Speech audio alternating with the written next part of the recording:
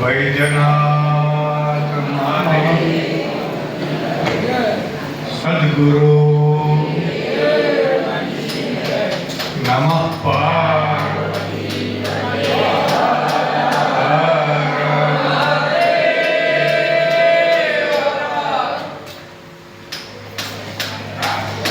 આજના ઉત્થાપન સમારોહના મુખ્ય દાતા ભાઈ શ્રી ઘનશ્યામભાઈ, ભાઈ શ્રી અશ્વિનભાઈ અને એમના પરિવારના બધા સભ્યજનો, આ કાર્યક્રમનું પુરોહિતપણું સંભાળનારા બધા આચાર્યશ્રીઓ, આ કાર્યક્રમમાં પોતપોતાના પાટલા ઉપર બેઠેલા બધા યજમાનશ્રીઓ, સજ્જનો અને બહેનો,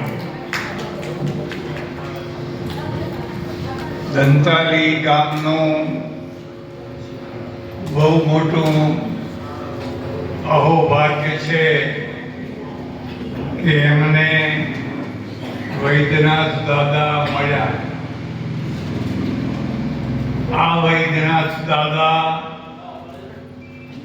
કેટલાય વર્ષોથી ગામની ભાગોળે બેઠા છે અને ગામની સુખ સમૃદ્ધિ, રક્ષણ અને ઐશ્વર્ય વધારવામાં આશીર્વાદ આપી રહ્યા છે, તેનો હું સાક્ષી છું. એક રીતે એમ કહીએ તો દંતાલી ગામમાં આ મારું મૂળ નિવાસ સ્થાન છે.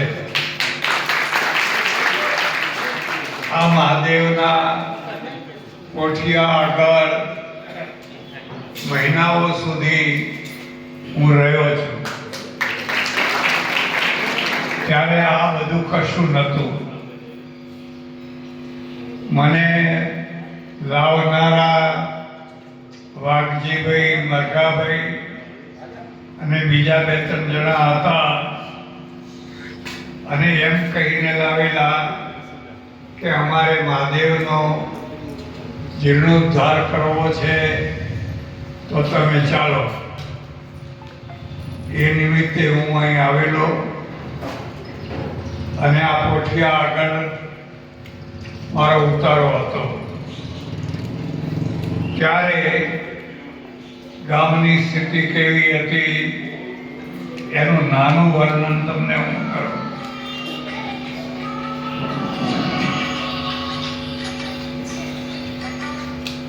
મહાદેવનો જીર્ણોદ્ધાર કરવા માટે 100-200 રૂપિયાની જરૂર હતી, પણ 100-200 રૂપિયા પણ ગામમાંથી આપવા કોઈ તૈયાર ન હતું. એટલે હું નિરાશ થઈ ગયો.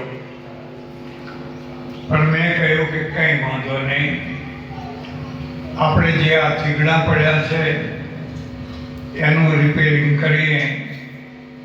અને એ માટે અમે 3 થેલી સિમેન્ટ મંગાવેલી. ત્યારે 10 રૂપિયાની સિમેન્ટ થેલી મળતી, 10 રૂપિયાની. એ 3 થેલીમાં થીગડા પડવાનું કામ ચાલુ કરેલું.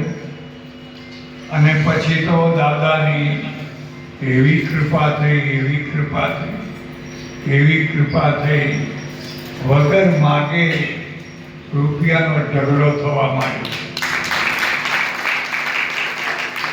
એટલે જેમ જેમ પૈસા આવતા ગયા તેમ તેમ કાર્યક્રમ મોટો થતો ગયો, આગળ વધાર્યો. આ 2 રૂમ થયા વગેરે વગેરે. તમે કલ્પના કરો કે એ સમયમાં અને આ જ સમયમાં કેટલું મોટું અંતર આવ્યું છે. આજે જ્યારે મહાદેવના નિર્માણની વાત થઈ તો મને બહુ આનંદ થયો. આ ચમત્કારિક જગ્યા છે, બધી આશા ઈચ્છાઓ પૂરી કરનારી જગ્યા છે. એટલે મેં કહ્યું કે પેશવાના સમયથી બનેલું આ મહાદેવ હવે પોપડા પડવા માંડ્યા છે, બહુ જીર્ણ શીર્ણ થઈ ગયું છે. એટલે આપણે એમનું નવું નિર્માણ કરીએ.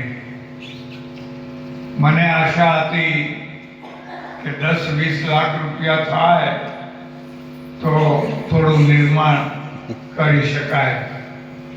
પણ દાદાએ ફરી પાછો એવો વરસાદ વરસાવ્યો કે આજે 5 કરોડ ઉપર.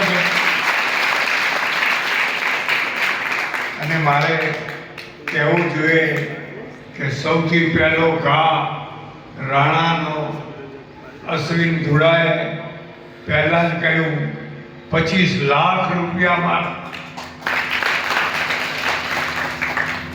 પહેલી રકમ મોટી બોલાય, પછી આગળની રકમ મોટી બોલાય. જો પહેલી રકમ નાની બોલી જાય તો આગળની રકમ પછી નાની થવા લાગે. અને પછી તમે જુઓ છો ને ઘનશ્યામભાઈ ધુડાભાઈ મુખી એમણે કહ્યું મારા 1,11,11,111. પછી તો 25 લાખનો જે વરસાદ થયો અહીંયા બેઠેલા બધા તમે જાણો છો અને એમના નામ બોલવા જોઈએ, પણ અત્યારે મારાથી બધા યાદ ન હોવાથી બોલતો નથી.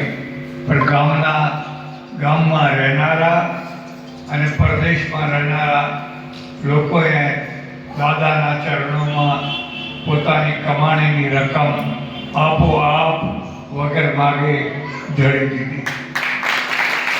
જેના પરિણામે આ રકમનો આંકડો 5 કરોડ ઉપર પહોંચ્યો છે અને હજુ આગળ વધવાનો છે.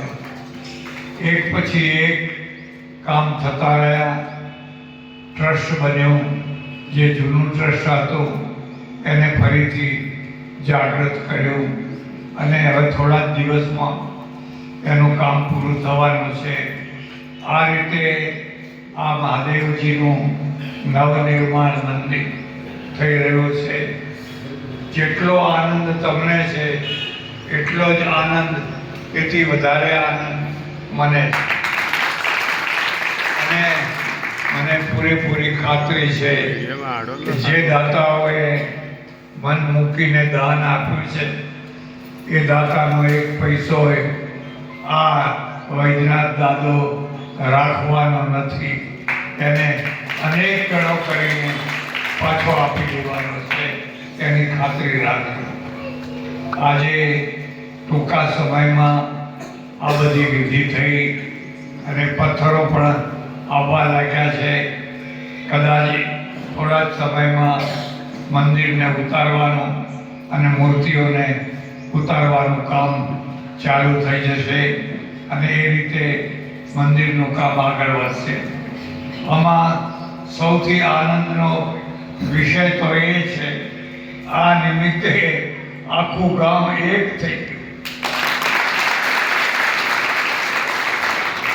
કાલ સુધી જે એકબીજા સાથે બેસવા તૈયાર નહોતા એ આજે ખભે ખભો મેળવીને એકબીજાના સાથે હળીમળીને કામ કરી રહ્યા છે.